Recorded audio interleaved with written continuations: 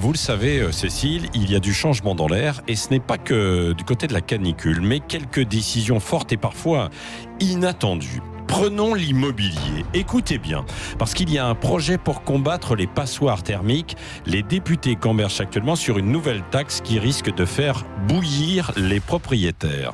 Sur les ventes d'appartements ou de maisons mal isolées, il pourrait y avoir une taxe de 5% sur le prix de vente. Cette taxe serait reversée à l'acheteur pour qu'il fasse des travaux. On ne sait pas encore dans quelles conditions cela pourrait se faire et ce que prendrait éventuellement au passage, évidemment, l'État.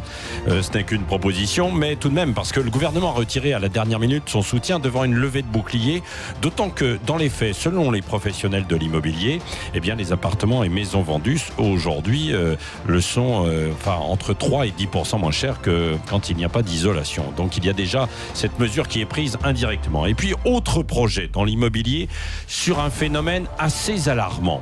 Écoutez, vous partez en vacances. À votre retour, votre terrain, votre maison, votre appartement est occupé. Eh bien, sachez qu'aujourd'hui, la loi est telle qu'il est difficile de faire expulser les squatteurs. Ça semble incroyable et pourtant, c'est bien ce qui se produit déjà depuis quelques temps, notamment en Seine-Saint-Denis, où des élus du département veulent faire changer la loi pour que la police ait le temps d'intervenir contre les squatteurs des terrains privés.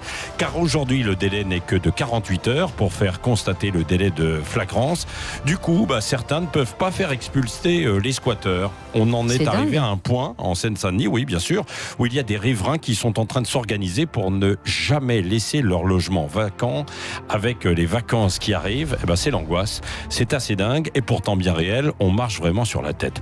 À propos de monde qui marche sur la tête, la circulation différenciée à Marseille, elle est appliquée à partir d'aujourd'hui, sauf que les voitures ne sont pas encore équipées des vignettes Crit'Air 1. Bah oui, puisque l'arrêté préfectoral ne date que du 7 juin dernier. Donc, ça va être un bazar là.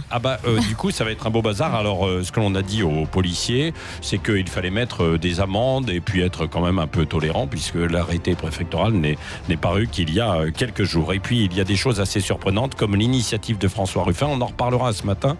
Il est allé surprendre les ministres hier à la sortie de l'Assemblée en leur disant « Mais vous allez où là ? Vous allez à quelques centaines de mètres et vous prenez vos voitures. » Ah, d'accord. Bon, il n'y a pas un problème au moment de la canicule. On en reparlera, on écoutera d'ailleurs ça, alors démago ou pas.